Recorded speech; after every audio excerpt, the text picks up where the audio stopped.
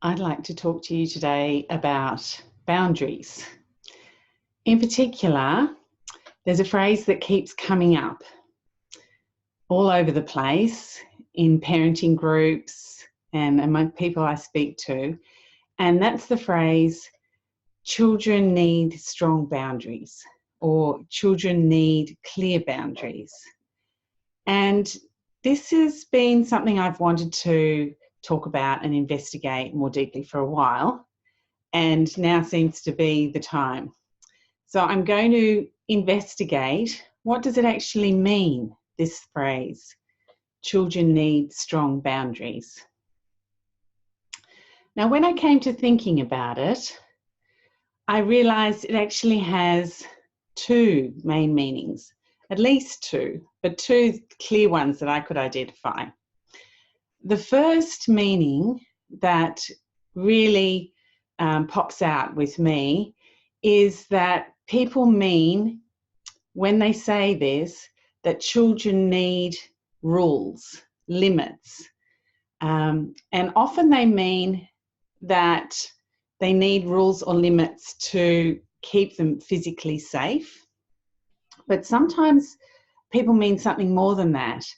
They mean that parents should be in a role of authority and should be imposing rules or limits in order to control their children, not just for their physical safety, but also for their emotional well-being. So I think that's the meaning that I'd like to talk about most today, because to me, that's a very strong message. It's very in keeping with mainstream parenting ideas, this idea that children need you to be in a position of authority, they need you to be the boss, and they need you to control them, set rules, set limits, and enforce those against the children. So is it actually really true that children need this? That's the question I'd really like to ask, because these beliefs, children need strong limits, they just float around, people talk about them, and unless we actually stop and think, well, what does that really mean? And is that really true? Then it just sort of runs like a program, like a software program in the background. And often it can actually bring us into stress and conflict. So when I asked myself, is this really true? Do children need strong boundaries that are imposed by their parents? Do they need a parent that is an authority figure or a boss trying to control them? And my answer to that is no. That is not true for me, because I have never taken on that role. I have never wanted to be in the role of authority figure or boss with my children, and I have never chosen to set rules or impose limits.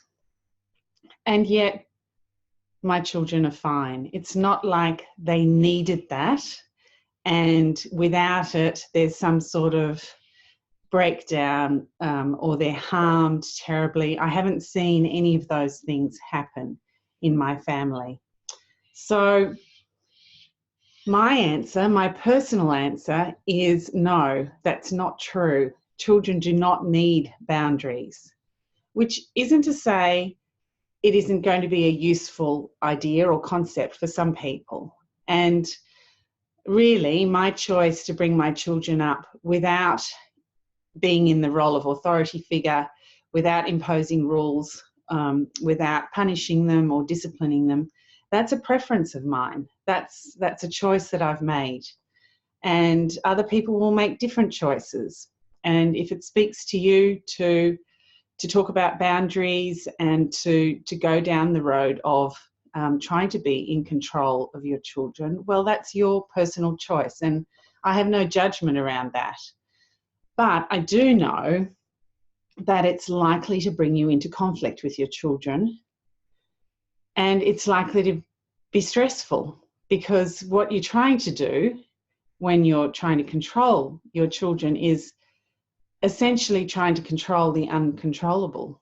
I don't actually believe really in control anymore. I don't think it's possible. I think we can try and control. We can try and enforce our rules or boundaries. We can try and be coercive. We can use punishment. There are all sorts of techniques which we can use to try and control. But ultimately, I think control is an illusion. I don't think it's possible. So the mere effort, and it's a lot of effort, if you go down that path of trying to control, you're going to be in for a struggle and for stress. And I simply don't find that appealing or worthwhile or necessary. I just don't think it's necessary.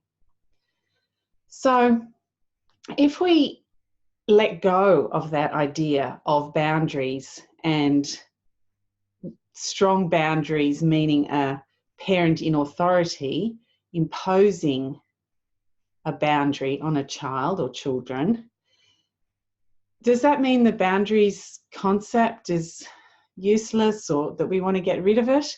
Well, not necessarily, because there's another meaning that I think people quite often bring to this term boundaries, and that is the whole idea of having personal boundaries.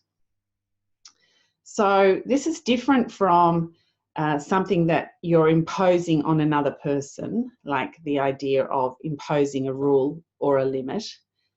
A personal boundary is something different. So people talk about a personal boundary in terms of their own self-identity, themselves. They talk about like protecting their boundaries or being clear about their boundaries around other people. So they're talking about something that's personal to them. Now, this is another way of using the term boundaries, and this is another thing that I would like to investigate, because I still think there's a lot of confusion around this. Now, to me, if I'm talking about boundaries, I want to know, well, what is it? What is this concept of boundaries? And I want to investigate it and question it, because that's just what I'm called to do. It's something that arises within me, that I want to question this. So when I've actually thought about this concept of personal boundaries, it actually brings me to look at the question of who am I? You know, where are my personal boundaries? Is it something clear? Is there some fixed line that is a boundary? Or is it a much more difficult concept to pin down? And I believe it is. I believe it's a much more difficult concept to pin down. If we think about it, there's a body here, there's skin, and I guess that is a physical boundary. You know, skin is a boundary between what's inside our body and outside. So I suppose on a purely physical level, you can think of skin as a boundary. But of course, we are not just physical beings. We are energetic beings.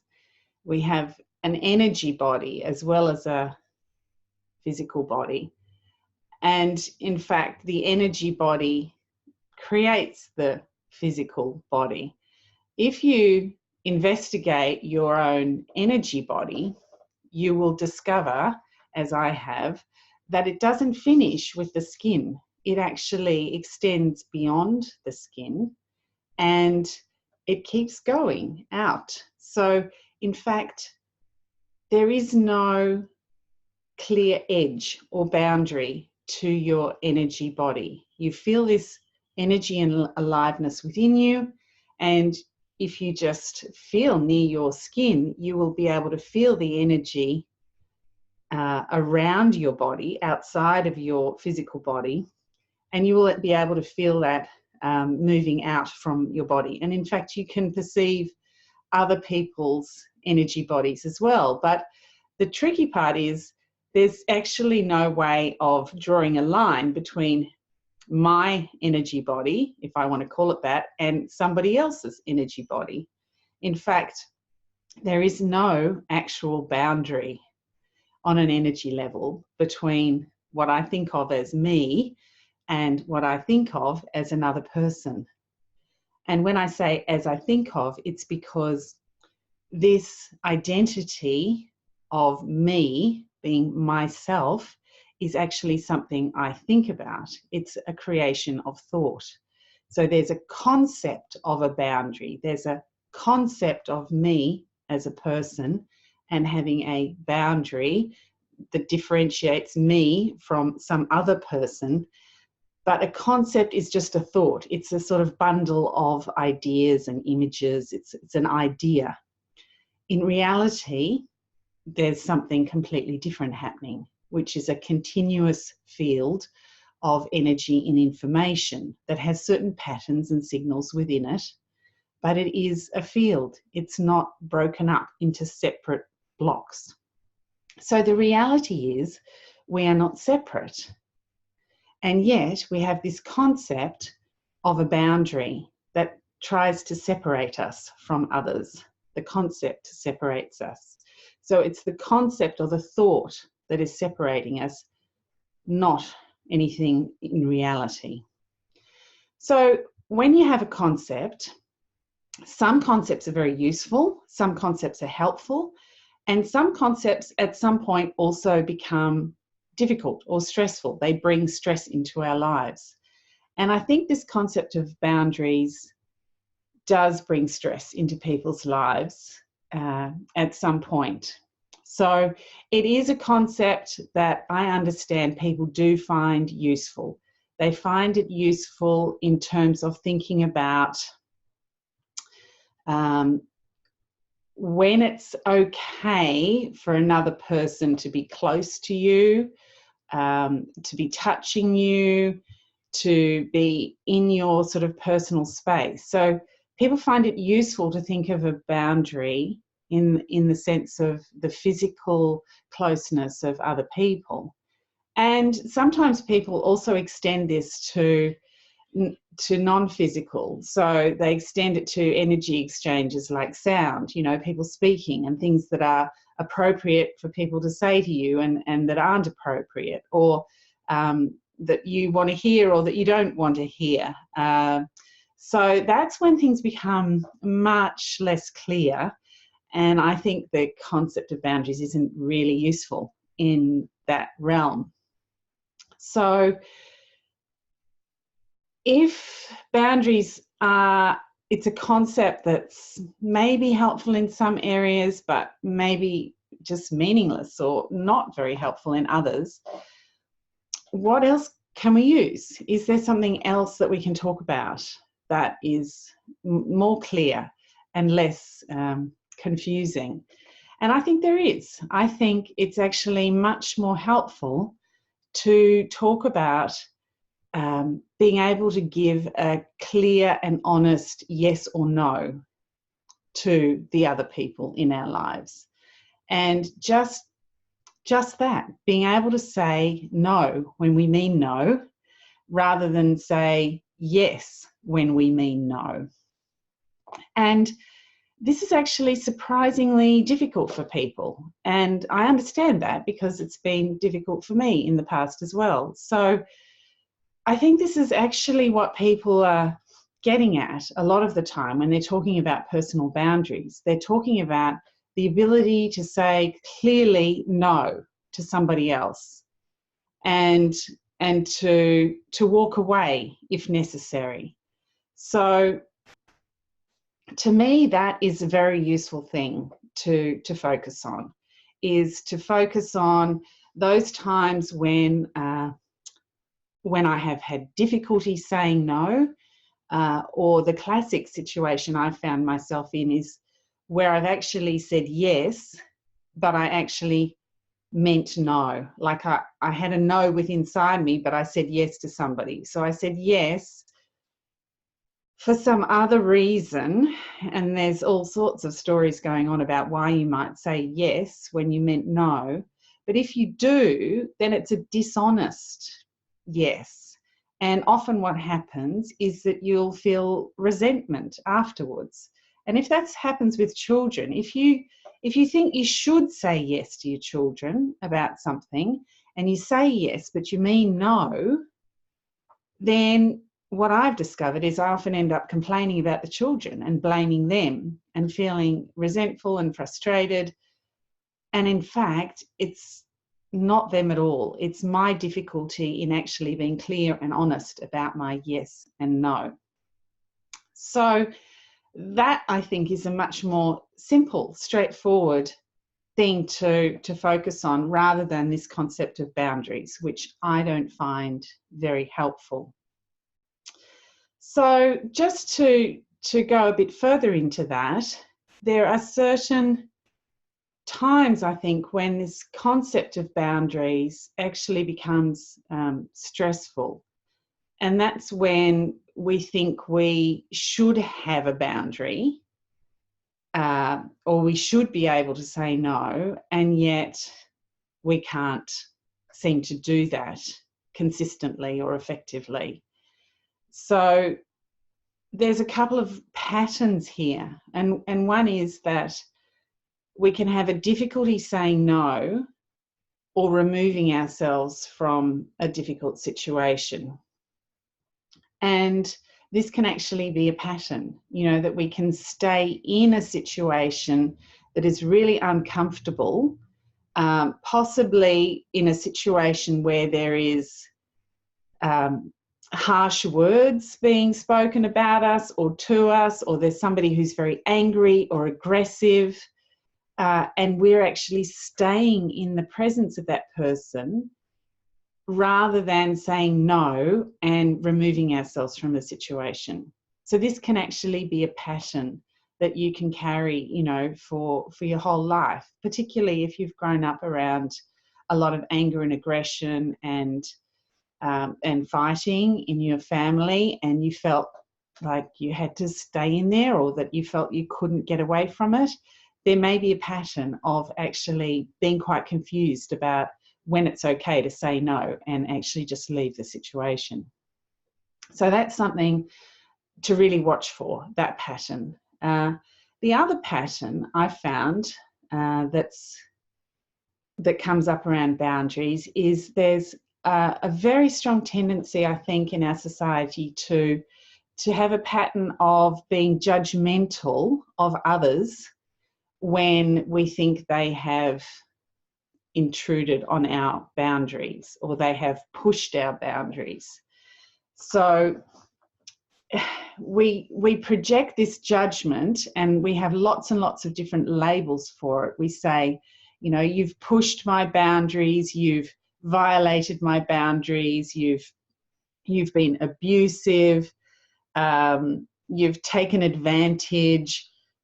All these things that we project onto other people and say, it's your fault, you've done this. And we have a very strong judgment of it. Now, this is not to say that what that person has done is right or wrong. I'm not buying into that at all.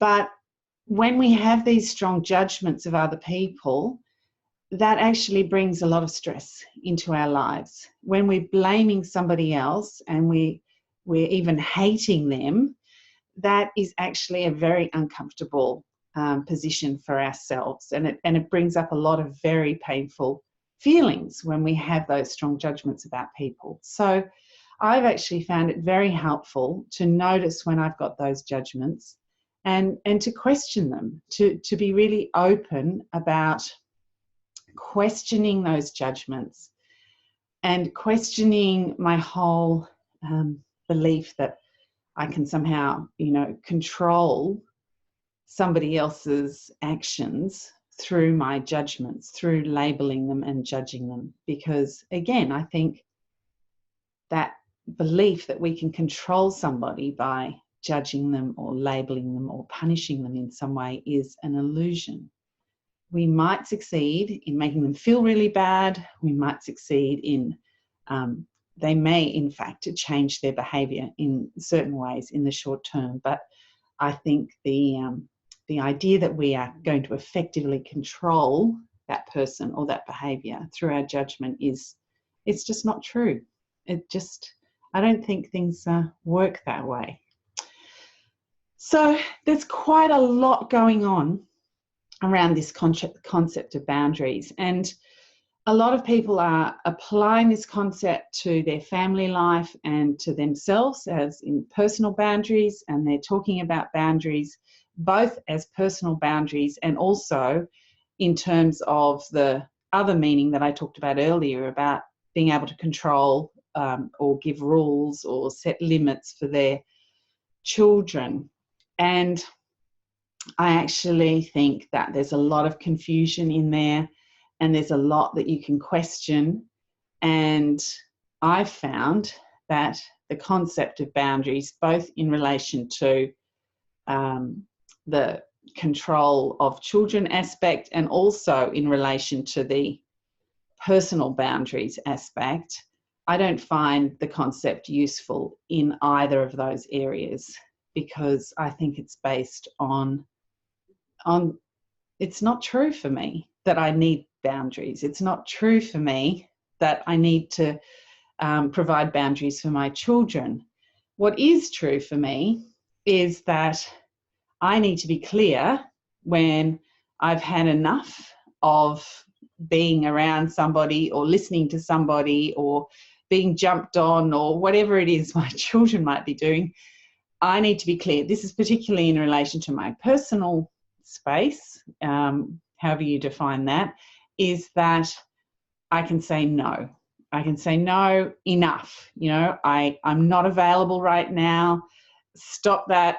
I'm not wanting to, you know, engage with that communication. I don't want to hear your complaints. I just don't want to be here, and I need to take some time out. So time out for me, there's another concept that you often hear in parenting circles. Time out for me is my time out of reach of my children, preferably with a closed door, so that I can actually regroup and have some peace and quiet and reconnect and let my thoughts go and just have that quiet time. So I really need that in order to function and to be happy to be around my family and to have a happy, joyful life. So I'm actually practicing that all the time. You know, it's okay to say no. It's okay to have time out.